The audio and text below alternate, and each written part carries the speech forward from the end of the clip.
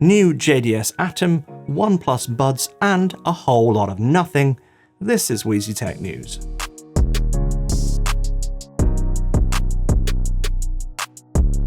Hey guys, it's Noel, and this is Wheezy Tech News, the show where we talk about the latest developments in tech.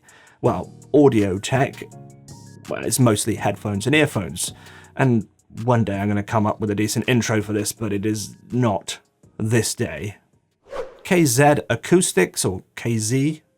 KZ? I'm British, it's KZ. KZ Acoustics, the Chinese IEM brand, have released a new model, the KZ ZAS, featuring 16 drivers. Yeah, 16. Although that's only 8 per side. Only 8 per side.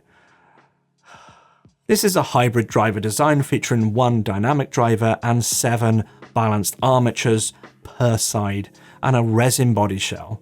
The KZ ZAS also has a rather premium look, but comes in with the usual KZ reasonable price tag of $66. This is the new Audeze Kern aka Solaris X, a partnership between Audeze Kern and Campfire Audio. The Solaris X is a custom-tuned version of Campfire's own Solaris earphone, and they feature a hybrid driver design, 3D printed driver cavity, and are available mid-July and cost $1,500. Nope. As reported by 91 Mobiles and then further on XDA developers, we now know the design and some of the specs for the upcoming Samsung Galaxy Buds 2. The size and shape look very similar to previous Galaxy Buds models, so that's them out for me and my small ears. There are at least 5 different colorways and a number of new features on their way. According to the XDA developers article, the new Galaxy Buds 2 look to feature a new single earbud noise cancelling mode. Although full specs are uncertain, it does seem as though the Galaxy Buds 2 are missing some of the features that were previously seen on the Galaxy Buds Pro, which does open up the possibility that those features are being reserved for a future Galaxy Buds 2 Pro. Well, you know how it goes, leaks are leaks, and we'll have to wait until the official launch to find out for sure. Moondrop always seem to be releasing something new. Just recently they released their Variations Tribrid IEM. Tribrid means triple hybrid, using 3 different types of driver in a single earphone. They feature 1 dynamic driver, 2 balanced armatures, and 2 electrostatic drivers, and they cost around about £380. But just as I was about to hit record on this video, Moondrop teased the following on their Twitter. This is a teaser for their upcoming Kato IEM, which is said to be a successor to their KXXS earphone. I did some digging to find out more info, but there isn't much out there at the moment, although I did find mention of it in this post on Headfight, which also mentions Moondrop's new and as yet unnamed electrostatic headphone, a new budget IEM named Quark, and a new mystery product. Also, it looks like they're considering demoing these products at CanJam SoCal in September, assuming that that still goes ahead. I will talk more info on the Kato and other products as it becomes available in a future episode of WT News. Did you miss it? I bet you did. Audeze, the makers of high-end planar magnetic headphones, recently ran a collaboration with Shit Audio, bundling a custom LCD-R headphone with a Shit Jotunheim amplifier. The LCD-R is a one-of-a-kind design from Audeze, featuring handcrafted wooden rings etched with Lichtenberg fractal designs, am I saying that right? Created by pulsing electricity through the wood and burning unique patterns. The unpredictability of this process means that every ring is completely unique and one of a kind. The other special thing about the LCD-R is in the driver design. The LCD-R uses Audeze's ultra-thin parallel Uniforce ribbon driver rather than the planar magnetic drivers that Audeze are most well known for. But that's not all that is unique about this bundle. The included Shit Jotunheim A headphone amplifier is also a custom design built to take advantage of the incredibly low 2 ohm impedance of the LCD-R drivers. Yeah, you heard that right. 2 ohms. That's crazy. The LCD-R Jotunheim bundle costs just $2,500, but you don't have any chance of getting hold of one because they sold out already. Not surprising really, as they only made 67 sets. How's that for exclusivity? OnePlus have announced their Buds Pro true wireless earphones that look rather interesting, featuring 40 dB active noise cancellation, 11mm dynamic drivers, IP55 ingress protection, warp charge, and SBC, AAC, and LHDC codec support. That last one, LHDC, is an odd one because it is not too widely adopted at this point except on Huawei and newer OnePlus devices, although that doesn't actually include OnePlus's Nord line. I'm not too sure how many other phone manufacturers have actually implemented LHDC yet, but it is a lot less than those which have implemented aptX and LDAC support. Also on the spec sheet is Dolby Atmos support, but this also seems to only be supported on OnePlus devices, at least models later than the OnePlus 7, and not including the Nord line again.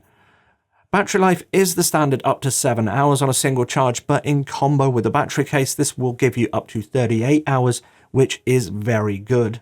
The case also features Qi wireless charging. The design itself is very sleek and stylish, and I like them a lot, although the actual body of them looks to be a little bulkier than other stem-style earphones, so could be a bit hit or miss in terms of fit for my ears. The £139 price tag definitely fits with the spec and looks like they should fit in with a lot of the competition at that price point, and they also significantly undercut the Sony WF-1000XM4s, but clearly with some of the more standout features like LHDC and Dolby Atmos, you will need to be in on the OnePlus ecosystem to actually take advantage of it. The OnePlus Buds Pro will be open for pre-order on August the 18th, and having had experience of OnePlus pre-orders in the past, expect them to sell out immediately before you can even refresh the page. So if you are interested in them, then make sure you get in there early with your finger hovering right over the trigger. It's been a crazy time for most of us this past 18 months, but it seems that during all of this chaos, JDS Labs have managed to keep busy updating and refreshing a number of its product line. First up is the Atom DAC Plus, which is an upgraded version of the original Atom DAC they released back in June 2020. The Atom DAC Plus addresses my main complaint with the original Atom DAC by adding an optical input. That's great news for people like me who like to connect several pieces of gear together. Optical provides full galvanic isolation and thus prevents any pesky issues with ground loops.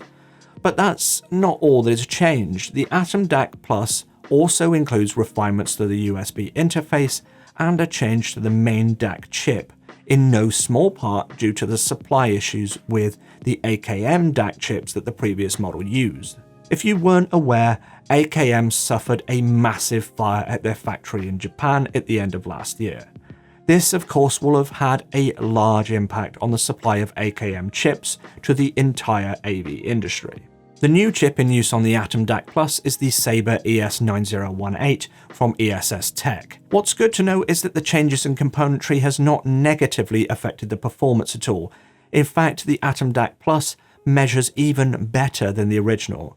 Not that you're likely to actually hear any difference. But that's not all that JDS has been working on. Announced on July 1st, JDS Labs announced their Atom Amp Plus and their LAmp 2 Plus, with several little incremental improvements and refinements over the originals. In the case of the Atom Amp Plus, it retains all of the things that made the original great, with improvements to the fit and finish, as well as a better volume pot, which was already excellent quality on the original. The Atom Amp Plus provides the same 1 watt of clean power, but they've also managed to make some improvements to technical performance, meaning that the Amp Plus measures even better than the original. The original Atom Amp is already one of the best measuring, performing, and best value amps on the market, and with the Amp Plus, not only have JDS Labs actually improved the Atom, but they've kept the price the same at just $99. This next story is about nothing. No, not nothing. Nothing. That's the name of the company. Nothing. It reminds me of that sketch from Seinfeld, because Seinfeld is a show where nothing happens. Nothing is a company formed in October 2020 by Carl Pei, who was one of the founders of mobile phone company OnePlus, and also boasts big-name investors such as Tony Fadell, the inventor of the iPod, Steve Huffman, CEO of Reddit, Kevin Lin, co-founder of Twitch, and the grandfather of vlogging, Casey Neistat. So what does the company make? Well, nothing. No, really, as of yet, they have no product. Nothing. although that is set to change very soon. Nothing has been teasing their first product for a while now, a true wireless earphone which from early concept designs looks like nothing I have seen before. Yeah, these gags really write themselves, don't they? More images have appeared on the internet and the company's Instagram page, but it is still unclear what the finished design will look like, although they are almost certain to retain this transparent design that lets you see the interior electronics. What we do know now is the name, the Ear 1, and that it is being designed by Teenage Engineering, which is a company most well known for its unique and quirky synthesizers. Also, digging around on the Nothing Instagram page, there is a video that seems to be teasing a frequency response graph of the Ear 1, although we can't be sure if these are the real measurements or not. One thing that we can be sure of is that Carl Pei and Nothing are masters of marketing and building up hype, with their mysterious secrecy, steady drip of teasers, and cast of big-name backers. I, for one, am very keen to see what they are working on. Another thing that we know is the price, which is $99, and we don't have to wait long. The Ear 1 are due to arrive on the 27th of July, so that's just a few days' time. Here's hoping that they have created something truly unique and groundbreaking, and not just a whole load of nothing. Right, that's it from me. I hope you found this useful, interesting, or at the very least entertaining. Make sure that you do the usual like, share, subscribe, etc, etc. And come on over to Twitch. That's twitch.tv/NoelWheezy. I'm actually trying to stream on there 2 or 3 days a week, although it's been way too hot to stream here lately, so I haven't been on there that much the last sort of month. Anyway, thank you so much for watching, and until next time, have a good one.